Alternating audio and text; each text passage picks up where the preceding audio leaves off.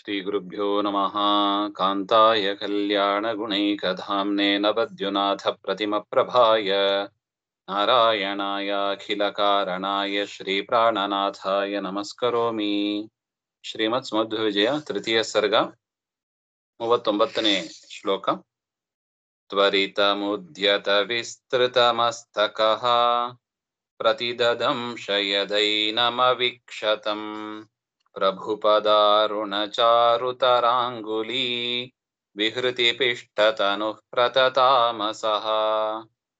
ತ್ವರಿತಂ ಉದ್ಯತ ವಿಸ್ತೃತಮಸ್ತಕಃ ಪ್ರತಿದದಂಶ ಯತ್ ಏನಂ ಅವಿಕ್ಷತಂ ಪ್ರಭುಪದಾರುಣಚಾರುತರಾಂಗುಲೀ ವಿಹೃತಿಪಿಷ್ಟತನುಃ ಪ್ರತತಾಮ ಸಹ. ಅಂದ್ರೆ ಸಹ ಹಿಂದಿನ ಶ್ಲೋಕದಲ್ಲಿ ನೋಡಿದಂತೆ ಸರ್ಪಮಯವಾದ ಅಸುರ, ಅಂದ್ರೆ ಅಸುರನೇ ಸರ್ಪದ ರೂಪದಲ್ಲಿ ಬಂದಿದ್ದ ಅಂತ ಹೇಳ್ತಾರೆ. ಆ ಅಸುರ ತ್ವರಿತಂ ಯದಾ ಅವಿಕ್ಷತಂ ತ್ವರಿತಂ ಉದ್ಯತಂ ವಿಸ್ತೃತ ಮಸ್ತಕಂ, ಕೂಡಲೇ ಆ ಸರ್ಪ ಏನ್ ಮಾಡಿತ್ತಂದ್ರೆ ಹೆಡೆಯನ್ನು ಬಿಡಿಸಿ ಆ ವಾಸುದೇವನನ್ನ ಕಚ್ಚಬೇಕು ಅಂತ ಪ್ರಯತ್ನ ಪಡ್ತಾ ಇತ್ತು. ಅದು ಎಂತದದು?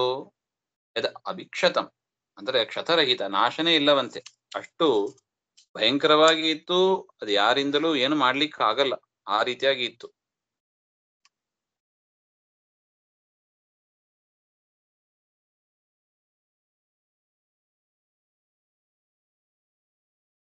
ನೋಡಿ, ಹಿಂದೆನೆ ಹೇಳಿದ್ರು ಅಶಾಂತಿಮಾನ್ ಅಂತ ಹಿಂದಿನ ಶ್ಲೋಕದಲ್ಲಿ.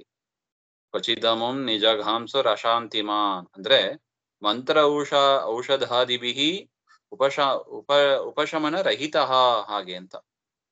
ಮಂತ್ರ ಔಷಧಿ ಯಾವುದರಿಂದಲೂ ಕೂಡ ಪರಿಹಾರ ಮಾಡ್ಲಿಕ್ಕೆ ಇದ್ದಷ್ಟು ಅದು ಭಯಂಕರವಾಗಿತ್ತು ಅಂತ. ಅಂತ ಅಸುರ ಅದು ಯಾವಾಗ ವಾಸುದೇವನನ್ನು ಕಚ್ಚಬೇಕು ಅಂತ ಹೆಡೆ ಬಿಡಿಸಿ ಆ ಏನಂ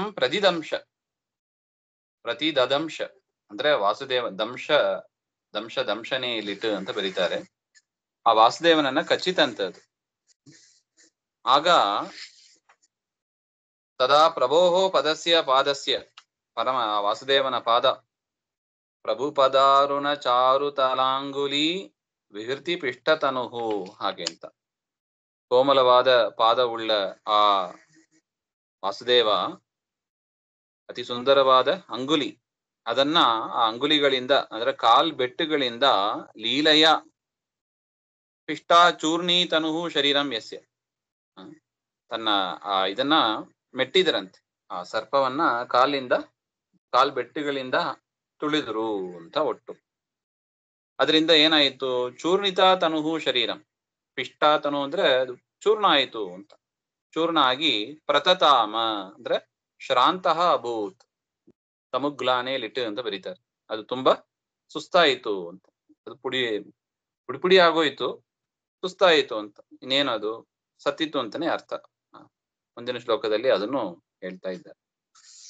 ಈ ರೀತಿಯಾಗಿ ಯಾರಿಗೂ ಬಗ್ಗದೇ ಇರುವ ಆ ಸರ್ಪಮಯ ಅಸುರನನ್ನ ಆಚಾರ್ಯರು ಅಂದ್ರೆ ವಾಸುದೇವ ಲೀಲೆಯಿಂದ ಸಂಹಾರ ಮಾಡಿದ್ರು ಅಂತ.